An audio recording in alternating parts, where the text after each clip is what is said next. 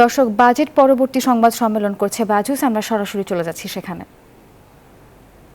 পাচার ও চোরাচালান বন্ধে প্রস্তাবিত বাজেটে কার্যকর কোনো উদ্যোগ নেওয়া হয়নি।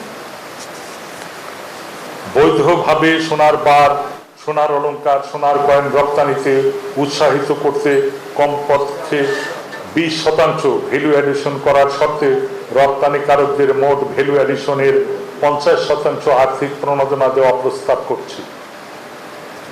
এইচএস কোড ভিত্তিক অস্বাভাবিক শুল্ক হার সমূহ হ্রাস করে পার্শ্ববর্তী দেশসমূহের সাথে শুল্ক বার সমন্বয় সহ এসআরও সুবিধা প্রদান করার প্রস্তাব করছি।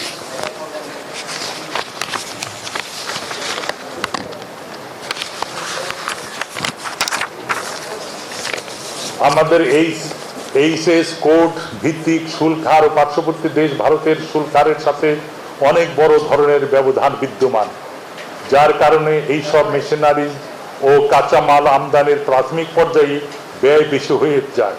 তাই এইচএস কোড ভিত্তিক শুল্ক হার সমন্বয় করা গেলে প্রাথমিক পর্যায়ে ব্যয় অনেকাংশে কমানো সম্ভব হবে।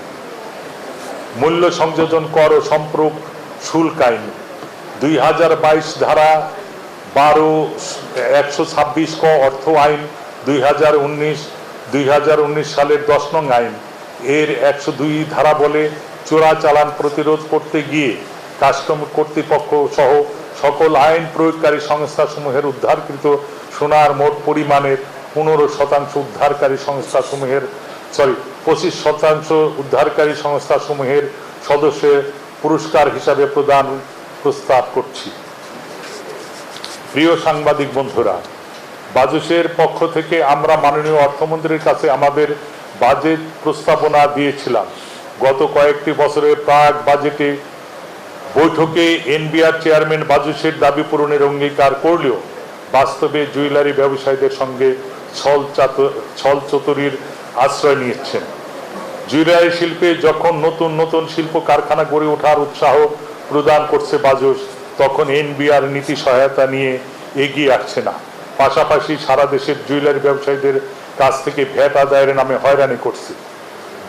10 টাকার ভ্যাট আদায়ের আড়ালে 90 টাকা ঘুষ নেওয়ার সংস্কৃতি থেকে এনবিআরকে বের হয়ে আসতে হবে।